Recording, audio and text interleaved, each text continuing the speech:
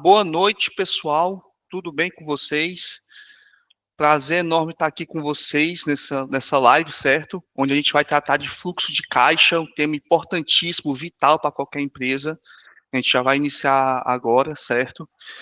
Primeiramente, agradecer a presença de todos vocês, a disponibilidade, depois de um dia cheio, estar aqui buscando um diferencial, algo a mais, vindo prestigiar a nossa mentoria, que a gente sempre faz com os nossos clientes, que é um conteúdo de extrema importância, que a gente entrega para a nossa base, certo?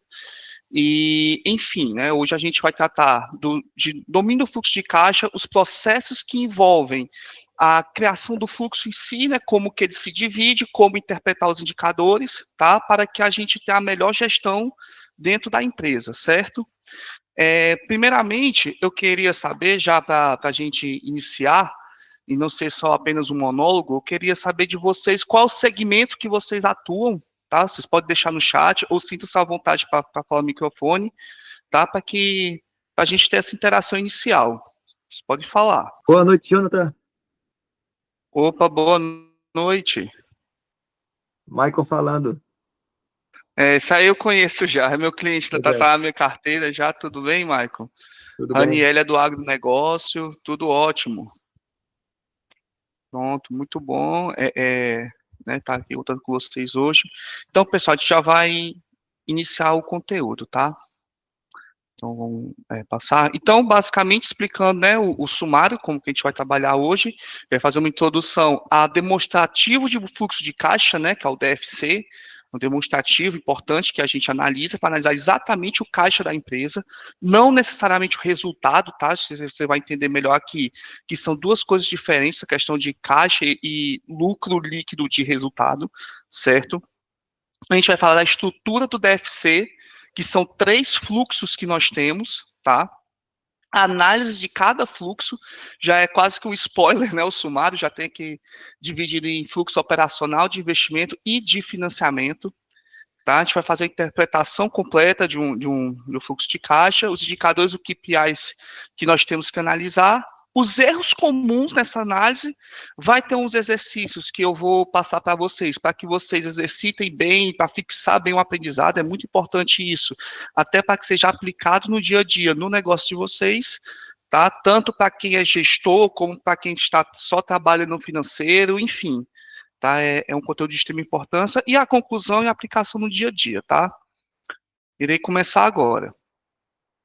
Primeiramente, introdução do DFC, né, a demonstração do fluxo de caixa do DFC, é um dos relatórios financeiros mais importantes que nós temos na gestão da empresa, que ele difere do DRE, que mostra o lucro contábil. Primeiro de tudo, que eu queria já perguntar a vocês, é se vocês sabem, conhecem a diferença de uma DRE, de um lucro contábil na DRE, para o lucro que aparece na DFC, para o resultado de uma DFC. Se vocês sabem se sim ou não, se souberem pode falar, enfim, sinta-se à vontade. A Naira não conhece. De verdade, Thiago, extremamente importante conhecer essa diferença. A Aniele não sabe, isso é... Enfim, a gente está aqui exatamente para falar sobre isso, tá? Explicando de uma maneira simples. Quando nós falamos de financeiro, nós temos 2 tipos de regimes, que são os regimes de competência e os regimes de caixa. O que é isso, basicamente? Explicando da forma mais simples possível. Imagina uma conta de energia, tá? Vamos pegar aqui a conta de energia do mês de maio, tá? Quando a conta de energia do mês de maio, quando você for pegar ela, vai estar lá, data de emissão, dia tal de maio, certo? Com vencimento, sei lá, para 15 de junho, né? Normalmente, nós pagamos essa conta na data do vencimento, né? Aí, o que acontece? Na DRE, no lançamento que o financeiro faz, quando ele lança ali a data de emissão, na DRE, essa despesa, que é a energia, ela vai aparecer em maio, que foi quando ela foi gerada, tá? Ao passo que na DFC, certo? Que é o fluxo de caixa, vai aparecer quando for paga, que no caso é junho, certo? Então, são duas coisas diferentes. Da mesma forma, a questão das receitas também. Se você realiza uma venda, certo? Parcelada, sei lá, em 3 vezes, por exemplo, e você faz essa venda em maio, na DRE vai aparecer o valor total da venda em maio. Ao passo que na DFC vai aparecer só o valor da primeira parcela, porque você ainda vai receber as outras duas. Então, o regime de caixa, né, que a gente fala, é exatamente o que de fato está acontecendo no financeiro, né, ali a nível de entradas e saídas de caixa, enquanto que na DRE, no regime de competência, que é o regime utilizado na DRE, é o resultado daquele mês, independente se houve entrada ou saída de valor ou não. Tá? Então, ela não depende necessariamente de uma entrada ou saída de valor. Meu consultor, Virton, meu cliente aqui, Virton é dono da WP Costa Engenharia, né, uma empresa de construção civil. Prazer enorme estar contando com você aqui, Virton. E, enfim, então essa que é a diferença, tá? E o que fica como lição para a gente é o seguinte: na DRE muitas vezes mostra o lucro contábil, né? Como eu acabei de mencionar, você pode fazer uma venda hoje a prazo e vai contar o valor cheio da venda, porque foi o que conta é quando essa venda foi feita. Mas no teu DFC pode estar um prejuízo de caixa.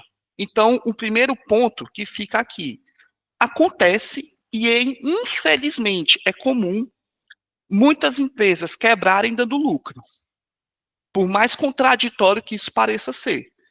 Por quê? Essa empresa dá lucro porque, de fato, ela gera faturamento, ela consegue controlar suas despesas. No entanto, ela não consegue converter rapidamente esse faturamento em caixa. Tá? Então, fica aqui uma primeira lição para a gente ter consciência. Faturamento é importantíssimo, lucro mais ainda. No entanto, nada disso vale a pena se não houver caixa. Isso é um primeiro ponto, porque é o caixa que faz você pagar o funcionário, é o caixa que faz você pagar o aluguel, e é o caixa que faz você alavancar a tua empresa, tá? Por que a DFC é essencial? Primeiro que permite saber se a empresa gera caixa suficiente para cobrir despesas, ajuda a identificar problemas de liquidez antes que se tornem críticos. O exemplo de problema de liquidez foi o que eu acabei de explicar, você faz uma venda a prazo e não consegue converter rapidamente essa venda, né, esse faturamento em caixa, mostra de onde vem o dinheiro e para onde ele está indo, e fundamenta decisões estratégicas de investimento e financiamento, porque tudo isso também depende de caixa, tá? Pronto, agora nós vamos falar da estrutura da DFC. São os 3 fluxos financeiros. Né? A DFC, como aqui está dizendo, ela se divide em 3 fluxos, basicamente, que são o fluxo de caixa operacional, o fluxo de caixa de investimentos e o fluxo de caixa de financiamento. Tá? E o que seria a diferença entre eles? Basicamente, começando pelo fluxo de caixa operacional, ele vai se referir à tua operação do dia a dia. Então, é o recebimento de clientes nas minhas vendas, os pagamentos que eu faço aos fornecedores, salários e encargos trabalhistas, pagamento de impostos, enfim, tudo que envolve a sua operação. O indicador-chave do fluxo de caixa operacional é que, se o fluxo de caixa operacional é negativo constantemente, significa que a empresa não está gerando caixa suficiente para manter suas atividades, o que é um sinal de alerta máximo, inclusive, tá? Isso é um sinal que eu até falo para alguns dos meus clientes, quando a gente vai olhar lá o lucro operacional, que a gente está falando basicamente ali do fluxo de caixa operacional, e aquilo está negativo, o que eu falo é o seguinte, a tua operação não está se pagando, a gente tem que fazer alguma coisa. E esse alguma coisa é o quê? Ou é uma precificação errada, pode ser também, ou é um prazo de pagamento de fornecedor e recebimento de venda descasado, ou é um custo, uma despesa fixa operacional muito elevada. Então, aqui é um sinal de alerta máximo. Tá? Nós temos também o fluxo de caixa de investimentos, certo? Que vai mostrar o dinheiro investido em ativos, como, por exemplo, a compra de máquinas, né, que chama essa conta de imobilizado, tá? investimentos em outras empresas que porventura você vai fazer, enfim, venda dos seus próprios ativos, e tudo isso são receitas são despesas e receitas de investimentos. Aí vem um outro ponto. Se o fluxo de caixa de investimentos é negativo, pode significar que a empresa está investindo para crescer. Né? Se for positivo, pode indicar que a empresa está vendendo ativos por necessidade. Aqui entra uma coisa que parece meio que um paradoxo. Né? O ideal é que o fluxo de caixa operacional esteja positivo, mas o fluxo de caixa de investimentos, em tese, é para ele estar negativo. Por quê? Por que eu estou falando isso? Parece um pouco de loucura. Se você tem um fluxo de caixa de investimento positivo, é porque você depende de algo a mais da tua operação para se manter de pé. Aí isso é um ponto de alerta, tá? São pontos de alerta que a gente deve tomar cuidado, certo? Então, parece meio paradoxo, meio contraditório, no entanto, é assim que funciona. Nós devemos depender exclusivamente da operação, que é de fato o core da empresa. Né? Por último, nós temos também o fluxo de caixa de financiamento, que se refere à captação de empréstimo bancário, pagamento de financiamento, distribuição de lucro, dividendo, enfim, tudo que envolve essa parte de finanças. E aí ele segue uma lógica parecida com o fluxo de caixa de investimento. Se o fluxo de caixa de financiamento é constantemente positivo, pode indicar que a empresa depende de capital externo para se manter operando, o que não é sustentável a longo prazo. Porque é só vocês pensarem, o que seria o capital externo? Seria, por exemplo, contrair um empréstimo bancário. Isso é o capital externo, que vem do banco. Só que o custo de capital externo, ele é elevadíssimo. Ainda mais no Brasil, que está com uma taxa de juros Selic aí lá em cima. Ele é elevadíssimo. Então, no longo prazo, você acaba com a solvência da empresa. Para quem não entende meu termo solvência, seria a capacidade da empresa pagar dívida, né? Então, isso é insustentável no longo prazo, porque você só vai crescer uma dívida. Então, é outro ponto de alerta. O foco maior é no fluxo de caixa operacional. Analisando o fluxo operacional. O fluxo operacional positivo, como a gente falou, indica que a empresa gera caixa suficiente para manter suas atividades, tá? Enquanto que um fluxo de caixa operacional negativo pode ser um alerta de que a empresa depende do financiamento externo para sobreviver. Geralmente, você vai, foi começar a ter esse hábito, que eu espero que tenham, de analisar o fluxo de caixa dessa forma, vocês vão perceber que quase sempre, ou sempre, que você tem um FCO, fluxo de caixa operacional negativo, ou teu fluxo de caixa de investimento, ou na grande maioria das vezes, então o fluxo de caixa de financiamento vai estar positivo. Porque você precisa pagar suas contas. A gente está falando de caixa. Se você não gera caixa na operação, você vai ter que gerar em algum outro lugar. Tá? Então, vocês vão notar isso. Né? Então, basicamente, solucionar esse problema do fluxo de caixa operacional evita que se gere outros problemas. Então, por isso que o foco máximo tem que ser na operação. Tá? Ponto de atenção, já para vocês refletirem. A empresa que vocês, de vocês, ou que vocês trabalham, enfim, está recebendo dos clientes no prazo esperado, isso é um primeiro ponto. Porque muitas vezes eu até gero faturamento suficiente para ter uma operação bem trabalhada. Mas eu não estou com o meu prazo de recebimento alinhado. Tá? O prazo de pagamento dos fornecedores é suficiente para equilibrar o fluxo? Essas perguntas, pessoal, é no seguinte. Vamos imaginar aqui o que a gente chama de fluxo financeiro, tá? Ciclo financeiro. O que seria o ciclo financeiro ideal? Por exemplo, pegando aqui uma empresa de varejo, tá? Eu faço o pedido da minha mercadoria, primeiro passo. Segundo passo, a mercadoria chega no meu estoque, certo? Terceiro passo, eu escoo esse estoque, essa mercadoria sai do meu estoque que eu vendi, certo? O quarto passo, eu recebo pela venda dessa minha mercadoria, certo? E o ideal é que a diferença de tempo entre o período que a mercadoria sai do estoque, ou no caso do serviço, né, o período que eu executo o serviço, para o período que eu recebo pela venda desse produto ou serviço, o ideal é que seja o mais curto possível. É o ideal, tá? E por último, eu pago pela mercadoria que eu comprei lá no início. Então, você nota aqui, são 5 passos. O último passo é pagar pela mercadoria e antes dele tem que ver o recebimento pela venda dela. O que acontece com muitas empresas que estão aqui conosco é que a gente paga a mercadoria antes de receber pela venda dela. Em alguns segmentos, acontece que tem que ser assim mesmo. Infelizmente, acontece isso, né? Que às vezes é do mercado e a gente tem que buscar outras formas para conseguir gerar caixa, tá? No entanto, o procedimento ideal é você receber pela venda, certo? Pela força de venda primeiro, antes de pagar pelo produto, antes de ter o dispêndio, certo?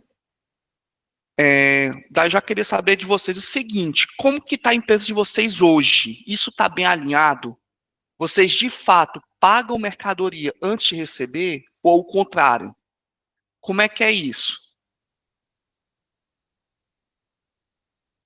Me contem aí. Maicon, que é uma indústria, né? Como é que tá isso? A gente paga antes de receber ou é o contrário? Raniele, Patrícia, Rocicleia, Rani, que eu pergunto isso toda semana.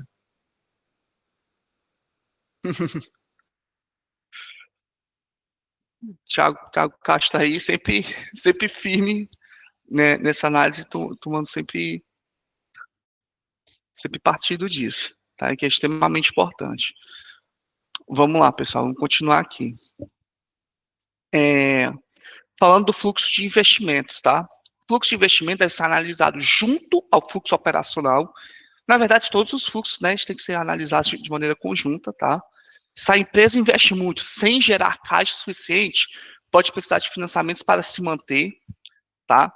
Então, entra um primeiro ponto, que é o seguinte: os investimentos que são feitos, eles são estratégicos ou são apenas gastos necessários? Por exemplo,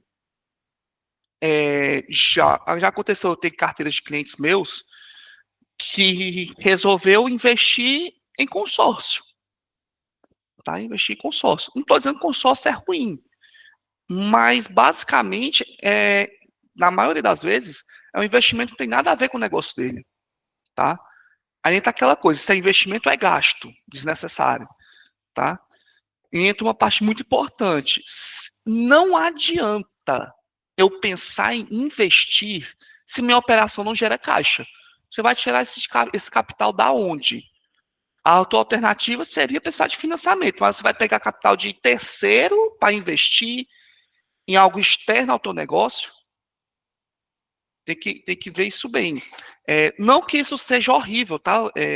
Muitas vezes é até recomendável você pegar capital de terceiro e investir dentro do teu próprio negócio.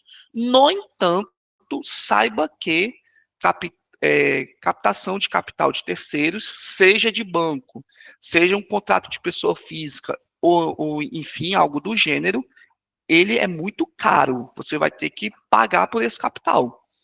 Tá? Então, tem que fazer uma bela análise de viabilidade desse investimento que você quer fazer. Nós, consultores da Brejo, nós estamos aqui para isso, então conversem com os consultores que vocês têm, incluindo a mim, tá? Para a gente ver se realmente faz algum sentido, certo?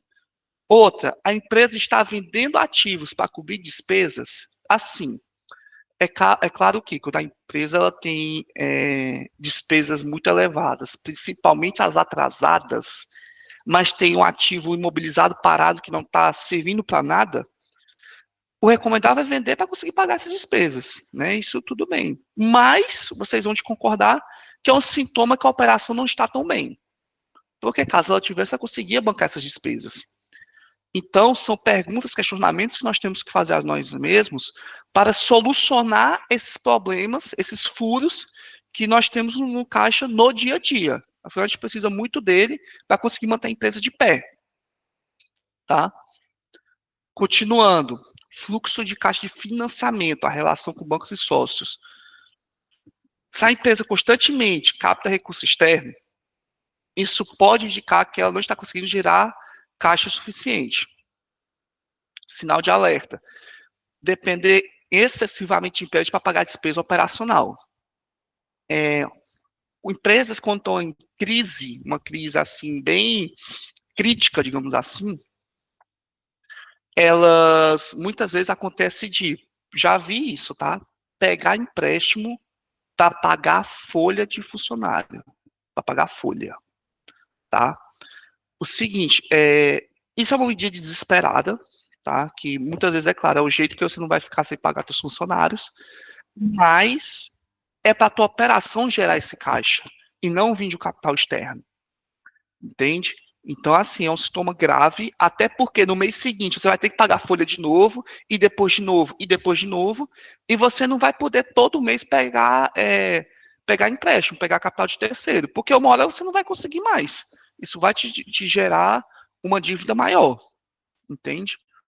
Então, isso são sinais de alerta máximo. Outra coisa, o alto volume de distribuição de lucro sem reinvestimento na empresa. Aí entra aquela discussão do... A gente fala prolabore, mas muitas vezes é distribuição de lucro, tá? Que ocorre, né? Exatamente, Thiago. Você vai tratando um sintoma e não a doença. Que esse que é o complicado. Então, imagina pelo seguinte, tem muito empresário que acaba que não tem...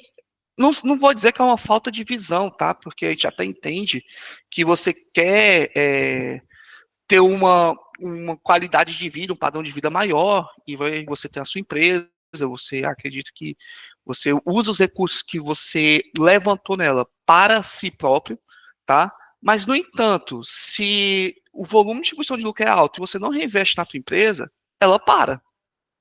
Ela vai ficar sempre do mesmo tamanho ali. Se a tua empresa fatura, por exemplo, hoje 200 mil, e você, somando prolabore e distribuição de lucros, vai tirando ali 30, 40, 50 mil, muitas vezes bem maior que o lucro que a tua operação gera, a tua empresa dificilmente vai sair dos 200 mil, certo? Isso é algo complicado que a gente enfrenta, né, vê no dia a dia. Então, são pontos de alerta importantes para serem trabalhados. Tá? Então, primeiro eu quero saber se alguns desses problemas que eu falei, se vocês se identificaram com isso, se sim, conta um pouco o que está acontecendo, para a gente já ir te ajudando aqui mesmo. Você já viu esse problema acontecer? Vem esse problema acontecer no dia a dia do negócio de vocês, algum desses problemas? Pode ficar à vontade.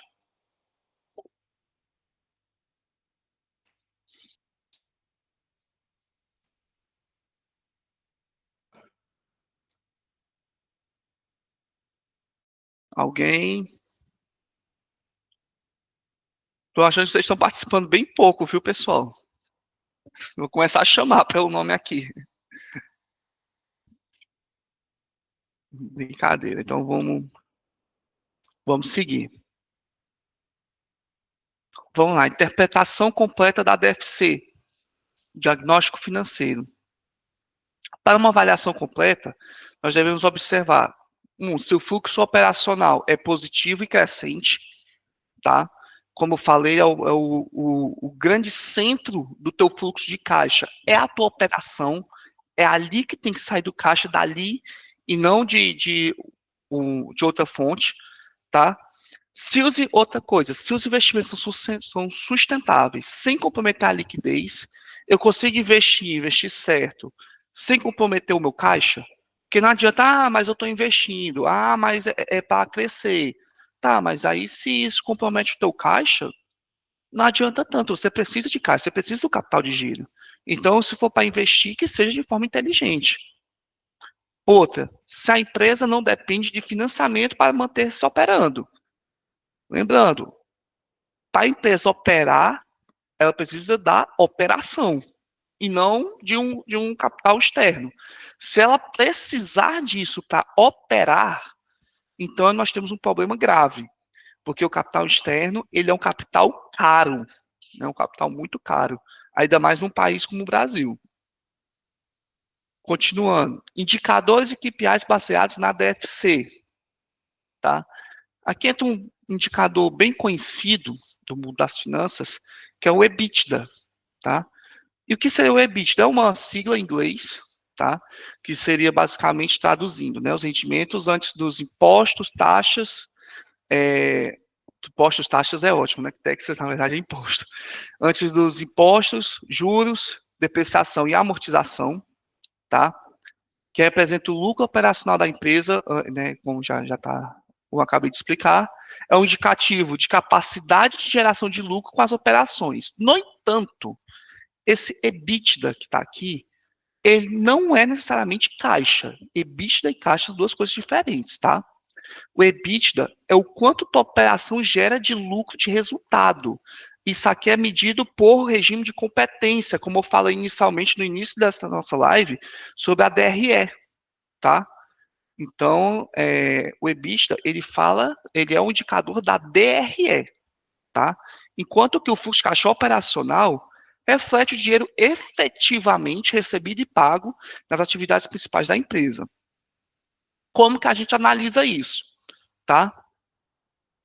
Se o meu EBITDA for alto, mas o fluxo de caixa da minha operação é baixo ou negativo, pode significar que a empresa tem problemas no capital de giro, o dinheiro preso contra receber ou estoques elevados. Aí entra aquilo que eu falei. Se você faz uma venda hoje, no mês de maio, com prazo de 3, 4 meses, beleza, no teu EBITDA, essa venda, né, vai estar constando, né, contribuindo por EBITDA, o valor cheio da venda. No entanto, você só vai transformar isso em caixa em 4 meses, durante esses 4 meses. Então, se ter EBITDA alto, mas deu fluxo de caixa operacional baixo ou negativo, isso possivelmente é um problema de prazo de recebimento ou de pagamento, certo? Ou está com estoque elevado porque você não consegue escoar esse estoque. Tá? Então, tudo isso é levado em consideração. Se o EBITDA e o fluxo de caixa de operação forem positivos e próximos, aí é um excelente sinal. Porque é sinal que os teus fluxos de recebimento e pagamento estão bem alinhados. E é isso que a gente quer. É isso que a gente precisa na operação. Tá? E se o EBITDA for positivo, o fluxo de caixa de operação for negativo, pode ficar que a empresa está vendendo muito a prazo, como eu falei, mas está recebendo rapidamente. Né? É bem similar ao primeiro exemplo. Existem raros casos, tá? Raríssimos mesmo, de EBITDA negativo, tá? E que, consequentemente, o fluxo de caixa deve ser negativo também. Se o teu EBITDA tá negativo, aí tem muita coisa a se mudar, porque a sua empresa, além de não gerar caixa na operação, ela não tem condição alguma de conseguir gerar. Então, algo muito grande tem que ser feito para isso, tá? Afinal, o EBITDA está falando do que ocorre na tua empresa no dia a dia sem a conversão de caixa, certo? Um exemplo prático, uma empresa apresenta o EBITDA de 500 mil, tá? Mas seu fluxo de caixa operacional foi de apenas 150 mil no período. Ou seja, ela gerou 500 mil de resultado, mas de caixa só veio 150 mil. Que sugere que uma grande parte do lucro não foi convertido em caixa, obviamente. Possivelmente, aí entra uma questão de análise, né?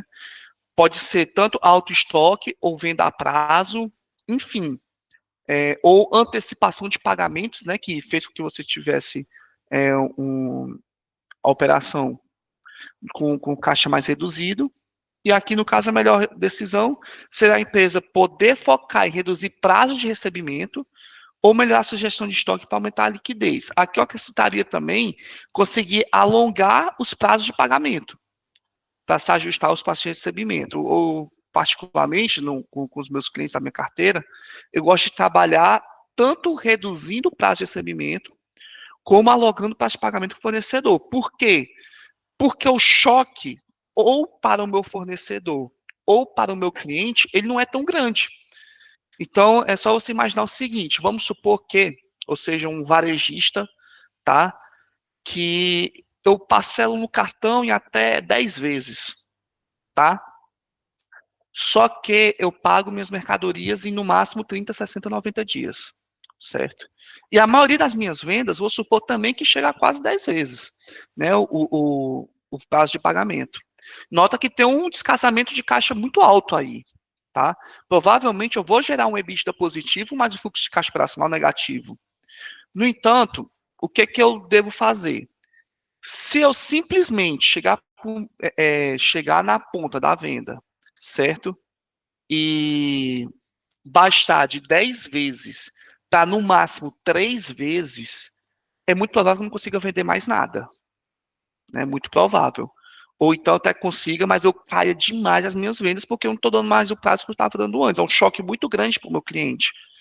Da mesma forma, eu dificilmente vou conseguir barganhar com o meu fornecedor, que fornece no máximo 3 vezes, né, 30, 60, 90, ele fazer em até 10, em até 300 dias, né? Então, possivelmente não vou conseguir. Então, o ideal nesse caso é eu fazer um movimento simultâneo. Eu diminuir o meu prazo de recebimento, então essas 10 vezes pode ir para, sei lá, 7 ou 8 vezes, que aí o cliente não sente tanto, e eu tentar largar esse prazo de pagamento de fornecedor de 3 meses para até 7 ou 8. Enfim, que aí eu caso o meu fluxo de caixa, certo? Ah, mas beleza, fiz esse movimento, mas ainda não casei esse fluxo de caixa. Eu continuo pagando antes de receber. Infelizmente não é o ideal. Mas pelo menos você reduziu a tua despesa com antecipação de recebíveis. Porque aí você vai precisar antecipar. Pelo menos você conseguiu fazer isso, tá? Enfim, outra coisa também agora outro indicador, que é o índice de liquidez operacional. Primeiro, eu queria saber de vocês se a empresa de vocês vive essa situação, esse problema com o prazo de pagamento e recebimento. Me contem aí.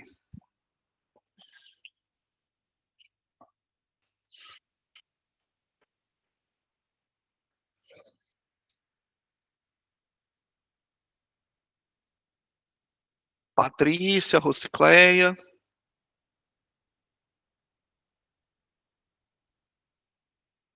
Ninguém. Enfim. Vamos continuar.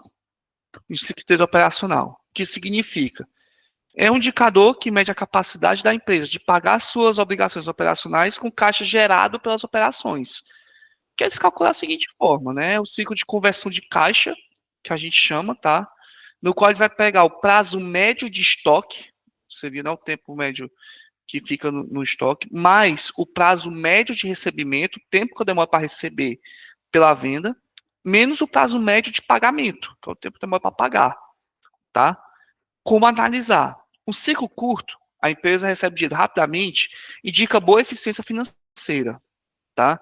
Então, o ciclo de conversão de caixa, em resumo, pessoal, vai ser o tempo que você demora para converter teu faturamento em caixa. Quanto mais curto esse tempo, melhor. O ciclo longo, a empresa demora a converter seus investimentos em caixa, podendo gerar problemas de liquidez. Tá? Um exemplo prático. Uma empresa tem os seguintes prazos médios. Prazo médio de estoque, 40 dias, ou seja, a empresa compra, ela demora 40 dias para acumular todo esse estoque. Tá? Prazo médio de recebimento é de 35 dias, certo? Então, ela vende a mercadoria, ela recebe até 35 dias, e o prazo médio de pagamento é de 30 dias, tá? O ciclo de conversão de caixa dessa empresa é de 45 dias. É o tempo que a empresa leva para transformar seu capital investido em dinheiro. A melhor decisão aqui, a empresa buscar reduzir o prazo médio de estoque, tá? Ou seja, vender mais rápido a sua mercadoria, tá? Aí vem uma força comercial, ou negociar melhor com os seus pagamentos fornecedores para diminuir o ciclo de conversão de caixa.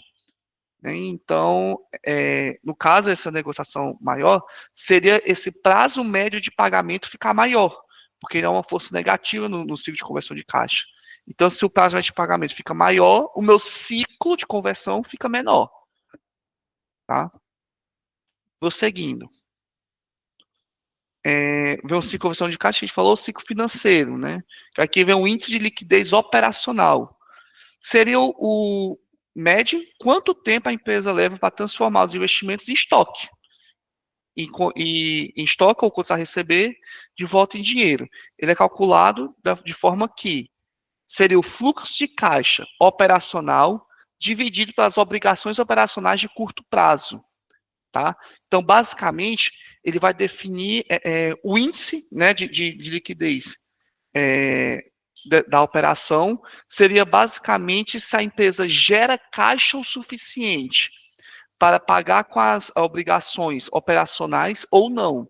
Como que a gente analisa? Se esse índice é maior que 1, a empresa gera caixa suficiente para cobrir suas obrigações operacionais. Tá? Se ele está próximo de 1, a empresa está equilibrada, mas sem muita folga de caixa. Aqui seria a situação do seguinte: olha, eu até consigo arcar com as despesas da minha operação, mas não sobra muita coisa.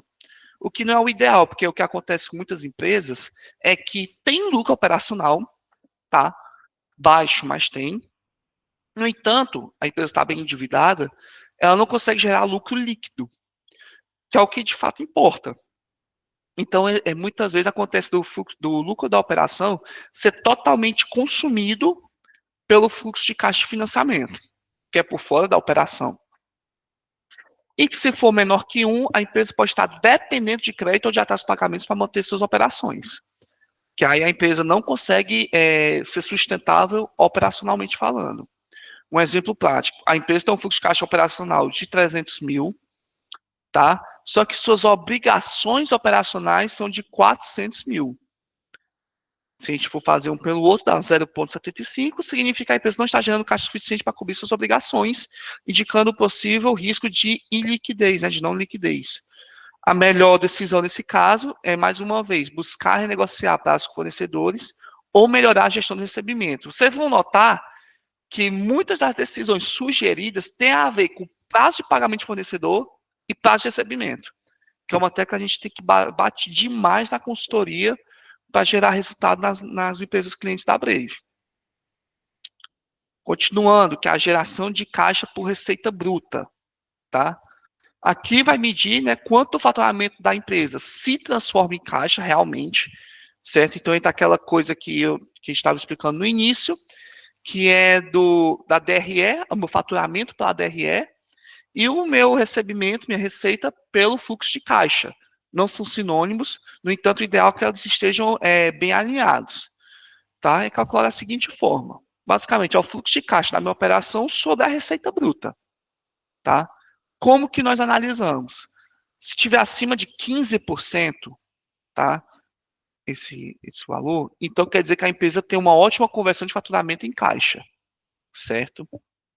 Se tiver entre 5% e 15%, a conversão é razoável, mas pode melhorar. Abaixo de 5%, a empresa pode estar com problemas de alta inadimplência ou excesso de crédito concedido, enfim, tem a ver com prazo de recebimento, totalmente. Tá? Não consegue converter em caixa rapidamente. Um exemplo prático: se sua empresa tem uma receita bruta de 2 milhões e um fluxo de caixa operacional de 180 mil. Tá? Então, se a gente faz 180 mil dividido por 2 milhões, dá 9%, tá? E significa que a cada 100 reais faturados, apenas 9 realmente entraram no caixa, certo? Isso é uma conversão razoável, mas que pode melhorar, tá? E a melhor decisão nesse caso seria a empresa poder focar em melhorar a política de recebimento e reduzir a concessão de crédito, para aumentar a sua geração de caixa, tá? Isso é muito importante, tá? De se atentar a isso. Essa concessão de crédito, pessoal, seria basicamente o prazo que a gente está dando para o nosso cliente, tá? Só para deixar bem claro isso, certo? Vamos prosseguir aqui. Pronto, aqui entra também outro indicador importantíssimo, que é o fluxo de caixa livre, certo? O que é isso? É um dos principais indicadores financeiros, que é usado para medir quanto dinheiro a empresa gera após cobrir seus investimentos operacionais de capital, que demonstra quanto a empresa realmente tem disponível para distribuir entre acionistas, pagar dívida ou investir no negócio, enfim. O que, de fato, a empresa tem de caixa livre, né, que sobra mesmo. Tá? O FCL representa disponível da empresa depois de cobrir seus custos operacionais e investimentos em bens de capital. Então, olhe lá. Aqui a gente está falando da junção de dois fluxos, certo? O fluxo de caixa operacional e o fluxo de caixa de investimento. Então, a gente vai imaginar a nível de demonstrativo, seria o seguinte, vamos começar lá, receita tanto, pagamento de fornecedor, imposto, frete, mais contribuição, beleza. Aí lá vai, despesa fixa operacional, despesa administrativa, despesa pessoal, marketing, despesa financeira. Lembrando que eu não estou falando da despesa do fluxo de caixa de financiamento, tá? É despesa financeira mesmo ali. Enfim, tem um lucro da minha operação, fluxo de caixa operacional. Depois disso, vem a parte de investimento, quanto que eu investi, quanto que eu recebi de investimento, aí vai sobrar o outro valor. Então, seria esse valor, né, abaixo do fluxo de caixa de investimento, que seria o fluxo de caixa livre, que eu tenho livre, de fato, para arcar com o financiamento, certo? E que estão livres para investir, tá? Continuando aqui. Diferente do fluxo de caixa operacional, mede apenas as atividades da operação, o FCL desconta os investimentos necessários para manter e expandir a empresa, tá? Se o FCL for positivo, significa que a empresa tem dinheiro sobrando para investir ou distribuir, que isso é muito bom, é o ideal. E se for negativo, pode indicar que a empresa está gastando mais do que gera, que pode exigir financiamento de novos aportes, tá? O FCL negativo, aí pode ser tanto problema no fluxo de caixa operacional, que a gente já tratou agora há pouco, como pode ser também um problema de investimento, que esse é mais simples de tratar, porque é só você parar de investir tanto, né? Muitas vezes isso pode virar um problema, tá?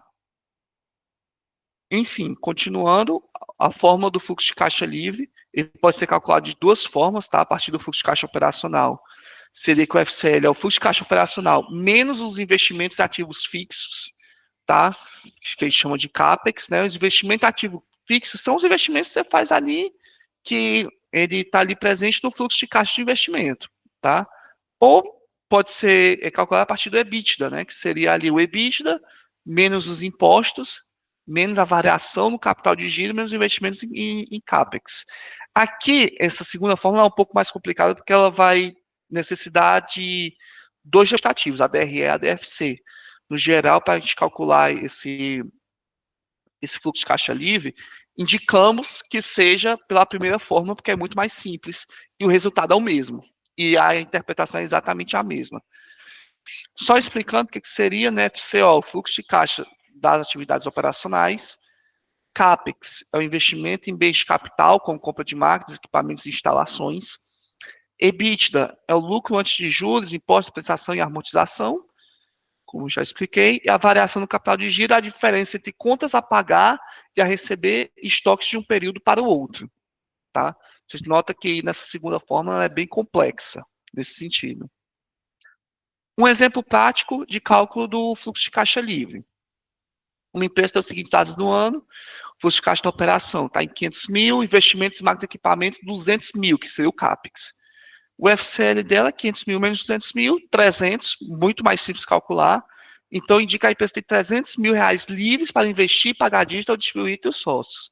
Aqui é uma situação muito boa, considerando que a empresa não está extremamente alavancada a ponto de 300 mil não serem suficientes. A aplicação do fluxo de caixa livre.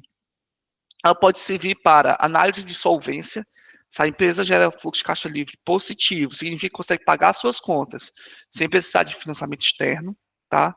Valuation seria o valor de mercado da empresa. Se a empresa ela tem um preço, né? Valor de mercado. Seria que empresas com um FCL alto e crescente são mais valorizadas no mercado, até porque quando a gente toma uma decisão, por exemplo, de comprar uma empresa, algo do tipo, é muito importante que, além de lucro, essa empresa gere caixa. Tá? Afinal, é com caixa que nós pagamos as despesas do negócio.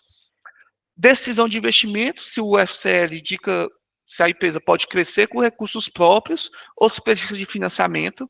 Tá? O ideal é que sempre seja com recurso próprio. E distribuição de dividendo. O FCL positivo e estável pode indicar a capacidade de distribuir dividendos aos acionistas. Tá? Como melhorar o fluxo de caixa livre? Certo? Primeiro, reduzindo o CAPEX.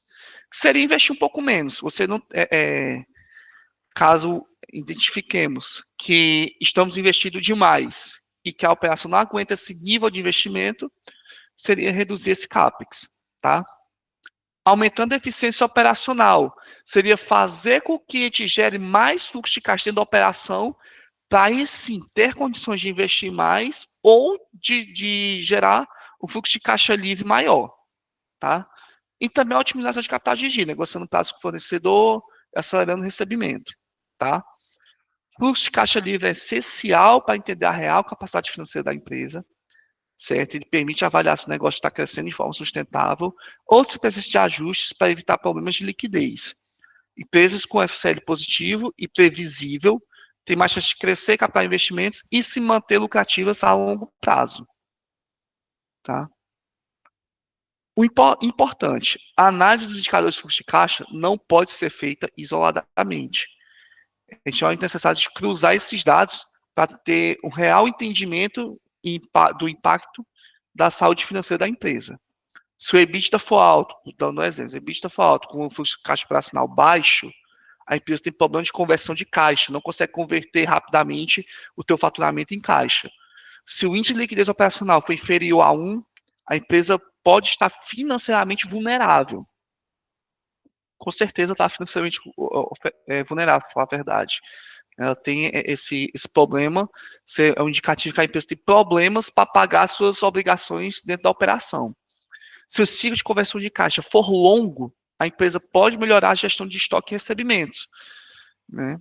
Se a geração de caixa por receita bruta for baixa, a empresa precisa rever política de crédito e faturamento. Provavelmente já está dando um prazo para os seus clientes maior do que ela de fato aguenta. Se o fluxo de caixa ali for positivo e previsível, a empresa tem mais chance de crescer, captar investimentos e se manter lucrativos a longo prazo. E lembre-se, o mais importante é monitorar esses indicadores constantemente e implementar estratégias financeiras para manter o fluxo de caixa saudável. Né? Conversem isso aí com os consultores de vocês, mais uma vez, incluindo a mim, para a gente fazer essa análise a fundo, detalhada juntos, certo? Primeiro eu queria saber de vocês se vocês fazem já análise desses indicadores, se dentro da consultoria já é trabalhado com vocês, como que tá funcionando, como que está a empresa de vocês, se vocês puderem falar, enfim.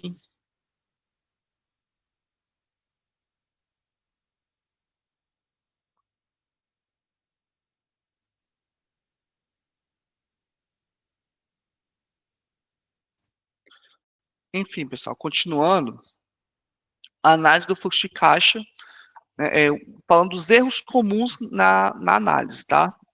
A análise do fluxo de caixa é essencial para garantir a saúde financeira de uma empresa. No entanto, muitos gestores cometem erros e podem comprometer a tomada de decisão, certo? Levar a problemas de liquidez e rentabilidade. Tá? Então, a gente vai detalhar aqui os principais erros que as empresas cometem. Tá? O primeiro deles foi o que eu falei desde o início, que é confundir lucro com caixa. Tá? Então, aquela coisa que eu perguntei desde o início, vocês sabem a diferença, né, da DRE, do regime de competência por de caixa, certo, do lucro contábil para conversão em caixa. Primeira coisa, lucro é diferente de dinheiro disponível em caixa, porque o lucro aí não reflete necessariamente a entrada real de dinheiro, pois leva em consideração receitas que ainda não foram recebidas, apenas receitas geradas, mas não recebidas, né? E despesas que podem ser não monetárias, como depreciação e amortização. Então, é um erro acreditar que o lucro contábil quer dizer que a empresa tem dinheiro disponível em caixa, porque isso não é verdade. Tá? Como que a gente pode evitar essa confusão? Sempre acompanhe o fluxo de caixa operacional junto com a DRE. Sempre faça análise dos dois, que você vai entender muito bem isso. Tá? Se o lucro for alto, mas o fluxo de caixa for baixo, analise se a empresa está vendendo muito a prazo e se está demorando para receber. Tá? Priorize a análise do saldo de caixa disponível, comportamentos recebíveis, antes de tomar decisões financeiras. Tá? O segundo erro, ignorar a capital de giro. Tá? As empresas crescem rapidamente sem considerar o impacto no capital de giro, resultando em falta de liquidez para cobrir despesas básicas, como folha de pagamento de fornecedores. Como que nós evitamos isso? A gente calcula e monitora o capital de giro líquido, tá? que mede a diferença entre ativos circulantes e passivos circulantes, só explicando o que é isso, tá? Ativo circulante e passivo circulante, o ativo circulante, melhor falando, são ativos, certo? Que têm uma capacidade melhor de gerar liquidez, a gente consegue converter mais rápido em caixa, tá? Ao passo que o passivo circulante são passivos que rapidamente se convertem em dívida, tá? Um exemplo de ativo circulante para o não circulante, vamos lá, imagina, por exemplo, uma indústria, tá? Que ela tem algumas máquinas, certo? E algumas máquinas não estão funcionando, né? Então, não estão em uso, né? Para falar a verdade. O produto que essa indústria fabrica para vender é um ativo circulante, que ela consegue converter rapidamente em caixa, tá? Ao passo que a máquina que não está em uso, que a empresa quer vender esse ativo, é um ativo não circulante, porque a capacidade dele de gerar liquidez, ela é menor, tá? Então, seria basicamente isso. Evitar crescimento descontrolado, tá? Também é importante para a gente evitar esse ignorar capital de giro, pois o aumento repetido nas vendas pode exigir mais investimentos em estoque e para pagamentos maiores, comprometendo o caixa. Aí entra uma questão de novo, parece um paradoxo, né? Ah, como que crescer e vender mais é ser ruim?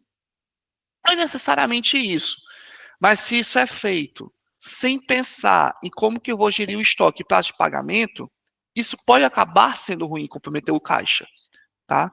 E outra coisa importante é manter uma reserva de segurança no caixa para imprevistos, né? Nunca deixar ali o caixa da empresa zerado, tá? Continuando. Outro erro comum na análise de fluxo de caixa. Não considerar o prazo de pagamento de fornecedores e o prazo de recebimento de clientes. O erro é que muitas empresas não analisam se o tempo médio de recebimento de vendas cobre o prazo médio de pagamento de fornecedores, tá? Isso pode resultar em desequilíbrio de caixa, onde a empresa precisa pagar antes de receber. E como que a gente evita? Calcule o ciclo de conversão de caixa. Esse indicador ele é muito importante, porque ele vai medir essa capacidade do prazo de recebimento com o prazo de pagamento e giro do estoque, tá? Negocie melhores prazos com fornecedores, buscando entender os pagamentos para que coincidam com os recebimentos dos clientes, tá? O que acontece muito também nesse casamento de caixa é que muitas vezes a gente tem muitas despesas ou muitos custos com fornecedores. Na primeira quinzena do mês, sendo que o foco dos meus recebimentos estão na segunda quinzena do mês. Então, isso é um descasamento de caixa que tem dentro do mês, né? Muitas vezes até acontece de, no final do mês, a empresa apresentar o fluxo de caixa operacional positivo, mas passa metade do mês inteiro sofrendo, certo? Então, isso é importante, a gente alinhar esses pagamentos e recebimentos da melhor forma para que a operação rode da maneira correta. Oferecer incentivo para clientes pagarem mais rápido, tá? Como desconto para pagamento à vista, isso é importante que você encurta o seu prazo médio de recebimento. Claro, isso tem um custo que aqui você está abrindo mão de margem, mas muitas vezes, na verdade, na maioria das vezes, caixa é mais importante que margem, tá? Continuando. Não separar o fluxo de caixa operacional de investimento e financiamento, tá? Claro, você analisa eles em conjunto, certo? Mas você não, não deve misturar tudo, digamos assim. Eles têm que estar separados, porém analisados em conjunto. Tá? Misturar os diferentes tipos de fluxo de caixa pode dar uma visão distorcida da real capacidade da empresa de gerar caixa, porque entra o primeiro ponto, que é o seguinte: se eu misturo os três tipos de fluxo de caixa, eu não consigo identificar onde é que está meu gargalo. Eu não consigo identificar se meu problema é na operação, por exemplo. Não consigo identificar se, na verdade, eu estou investindo demais, ou eu não consigo identificar que o que está comprometendo a minha empresa é o alto endividamento, que, na verdade, eu não tenho capacidade de solvência. Então, tudo isso deve ser levado em consideração. Então, analisar separadamente esses fluxos evita decisões erradas sobre a real situação financeira da empresa, tá? Outro erro importantíssimo, não considerar o impacto dos custos fixos no fluxo de caixa, tá? Algumas empresas focam apenas nos variáveis, tá, ali no pagamento do fornecedor, mas ignora que ela tem um custo fixo elevadíssimo, que continua existindo mesmo se as vendas caírem. Então, por exemplo, a tua conta, o teu aluguel, ele não vai baixar porque você faturou menos. A tua despesa com o fornecedor até pode, porque se você fatura menos, você fica com o estoque mais cheio, tá? Mas teu aluguel não vai, certo? Então, aqui é importantíssimo identificar o ponto de equilíbrio financeiro, tá? Que seria o que nós precisamos receber, tá? Faturar, para cobrir todos os custos e despesas fixas, tá? Pelo menos. Isso é importantíssimo a gente ter esse indicador, tá? Outra coisa, ter um orçamento detalhado para prever gastos fixos, ajustar o fluxo de caixa em períodos de baixa demanda, e sempre manter uma reserva de capital para cobrir despesas fixas em meses de menor faturamento. Afinal, há muita sazonalidade dentro dos mais diversos segmentos, tá? Aí entra mais o ponto de uma coisa linkando a outra, não monitorar a sazonalidade do caixa. Empresas que possuem altos e baixos sazonais, como o comércio no final do ano, o turismo, enfim, podem enfrentar desequilíbrios financeiros se não planejarem corretamente o fluxo de caixa. Acho que o nome da pessoa era Ranieri, que é numa empresa de agronegócio, não é isso? Trabalhar no agronegócio sabe que existe uma sazonalidade muito forte no segmento, que são os períodos de safra. Os períodos entre safra e tal. Então, assim, os períodos que a gente chama de entre safra, fora da safra, é quando a gente tem uma baixa sazonalidade, um baixo nível de recebimento, e tudo isso deve ser monitorado para preparar a empresa para isso. Não é porque você está num momento sazonal ruim que você tem que ter prejuízo. É aceitável você ter um resultado pior, mas não ter prejuízo, tá?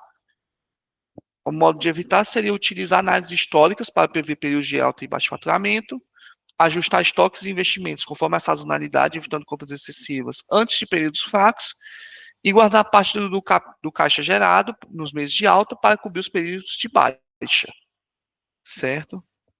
Também um outro erro gravíssimo é a falta de controle e projeção de fluxo de caixa. Muita empresa tem esse problema também. Muitas empresas não acompanham diariamente o fluxo de caixa, não fazem projeções futuras e levam a surpresas agradáveis com falta de caixa para cobrir contas importantes. Como evitar? Primeiro, ter um registro de todas as entradas e saídas. A preferência é por um sistema ERP, por um software, porque é muito mais fácil de fazer isso. Mas na impossibilidade, por quaisquer motivos, pelo menos uma planilha. Mas sem esses dados não tem como. Você não consegue nem saber o que de fato está acontecendo. É literalmente uma pessoa, uma gestão cega, totalmente cega, tá? Fazer a projeção do fluxo de caixa de pelo menos, né, dos próximos 3 a 6 meses, considerando vendas esperadas, pagamento e investimento planejado, isso é importantíssimo, porque você já consegue antever problemas que possam vir no futuro, tá? Revisar frequentemente os números reais e a projeção, para ver se isso está ocorrendo da maneira como deve ser. E, mais uma vez, peço ajuda aos consultores, que a gente está aqui para isso, tá? Outro problema importante também é não incluir a inflação e a variação cambial na análise do caixa. Isso aqui refere-se muito também à questão de variação cambial a empresas que trabalham com importação ou exportação. Então, isso é muito importante. Empresas que trabalham com insumos importados ou dependem de custos atrelados à inflação, como aluguel e folha de pagamento, por exemplo, podem subestimar a necessidade de caixa no futuro. Como que a gente evita isso? Acompanha o impacto da inflação nos custos fixos e variáveis, tá? Se a empresa trabalha com importação ou produtos dolarizados, enfim, projeção de fluxo de caixa deve considerar a variação cambial, certo? Pegar bem esse ponto, pelo seguinte, muitas vezes a tua empresa ela não trabalha com importação diretamente, mas nem por isso você deve subestimar a variação cambial. Vou dar um exemplo, uma padaria, tá? A padaria aqui no Brasil, você até consegue montar uma padaria sem trabalhar com importação diretamente falando, né, sem pegar um produto, né, do exterior, só com fornecedores nacionais. Você consegue. E muitas vezes é o que acontece, especialmente, né, em muitos insumos. No entanto, para fazer pão, você precisa de trigo, tá? Você precisa de trigo, você precisa de farinha de trigo, muitas vezes, né? Não para fazer o pão em si, mas para fazer bolo, enfim, a parte de confeitaria e tudo mais. A farinha de trigo, ela pode ser até ser nacional, mas o insumo dessa farinha de trigo, ela não vem do Brasil, ela é importada dos Estados Unidos, a gente importa dos Estados Unidos trigo. Então, o preço do dólar, ele vai influir diretamente no custo do teu produto e, consequentemente, você teria que repassar esse custo para o cliente. Então, é muito importante você considerar isso nas suas análises, tá? E, claro, avaliar se repasse de preço ao consumidor são necessários para manter a rentabilidade, certo? Pronto. Análise de fluxo de caixa vai muito além de apenas olhar para o saldo bancário. Erros comuns como confundir lucro com caixa, ignorar capital de giro ou não separar o fluxo de caixa pode levar a decisão financeira ruim ou até mesmo problemas graves de liquidez. O que a gente faz para evitar esses erros da análise de fluxo de caixa é monitorar constantemente o fluxo de caixa, capital de giro, utilizar a projeção financeira, planejar futuros investimentos e despesas, tudo com planejamento, analisar, mais uma vez batendo nessa tecla, prazo de recebimento e pagamento para garantir o equilíbrio, separar corretamente diferentes fluxos de caixa da empresa, como a gente acabou de falar, e levar em consideração fatores externos como sazonalidade, inflação e câmbio. São fatores que não dependem de você, mas que influenciam o teu negócio. Uma boa gestão de fluxo de caixa garante estabilidade financeira e crescimento saudável para qualquer empresa. Tá? Que é uma parte de exercícios práticos, eu não vou fazer agora no momento com vocês, tá? No entanto, esse material vai estar disponível no grupo, certo? Eu recomendo que vocês façam esses exercícios, tá? Para fixar bem, né, o conteúdo, até porque tudo isso baseia em cenário real de empresa, tá? Que pela experiência que nós tivemos aqui, e que possivelmente a tua empresa está na situação que está sendo exposta na questão, tá? Então, recomendo fortemente que vocês façam esses exercícios, né? Tem aqui os exercícios, tem as respostas do gabarito, enfim. A gente está, a conclusão de aplicação no dia a dia, né? Agora que compreendemos a estrutura e a análise do fluxo de caixa da UFC, é essencial que a gente transforme esse conhecimento em ação. Não adianta a gente estar só, esse conhecimento ficar só aqui, certo? Para garantir uma gestão financeira mais eficiente e previsível, tá? E agora a gente vou abordar aqui algumas dicas avançadas, aplicações práticas, que ajudam a gente a tomar decisão financeira mais embaçada, reduzir risco e melhorar a liquidez da empresa. Tá? Primeiro, torne a DFC parte do teu planejamento estratégico. Certo? Ela não deve ser só um relatório contábil analisado, né, de maneira isolada. Ela precisa estar integrada à estratégia da empresa, certo? Porque ela impacta diretamente crescimento, investimento e endividamento.